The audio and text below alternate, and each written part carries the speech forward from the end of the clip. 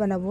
আলুটাকে দেখুন উপর থেকে ছিলকাটা ছিলে নিয়েছি, আর আমি জল দিয়ে দিচ্ছি। আলুটাকে এটাতে গ্রেট করে নেবো এরকম লম্বা লম্বা করে। এখন একটা হবে প্লেন আর একটা হবে ডিজাইন। দেখুন একটা প্লেন হয়েছে, একটা ডিজাইন বলা হয়েছে।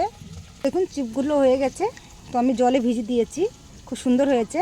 আর আলুটা এরমভাবে নিলে ছোট ছোট হবে, তার জন্য লম্বায় কাটলে কিন্তু এরকম আপনারা লম্বা করতে পারবেন। এক গামলায় আমি জল বসিয়ে দিয়েছি আর 1 চামচ লবণ দিয়ে দিচ্ছি। একটা চিপসগুলো দিয়ে দেবো এর মধ্যে 2-3 মিনিটের জন্য। দেখুন 2-3 মিনিট হয়ে গেছে, আমি ঢানিয়ে নিয়েছি, ওর মধ্যে ঢেলে দিচ্ছি। এখন এখানে পরিষ্কার কাপড়ে আমি সাজিয়ে দিই গুলো, এরকম কাপড় দিয়ে পুছে নিতে হবে জলটা। দেখুন সব পরিষ্কার করে পুছে নিয়েছি। এবার চিপস তেলটা আমি আগেই রেখে দিয়ে দিচ্ছি চিপসটা। চিপসগুলো ভাজা হয়ে গেছে, আমি তুলে নিচ্ছি। আর আমি গ্যাসটা কিন্তু আস্তে দিয়েই ভাজতে হবে, লো ফ্লেমে। সবগুলো ভাজা হয়ে গেছে। বিট লবণ দিয়ে দিচ্ছি, শুকনো লঙ্কার গুঁড়ো, একটু সাদা লবণ দিয়ে মাখালে দেখুন কত সুন্দর মুচমুচে হয়ে গেছে।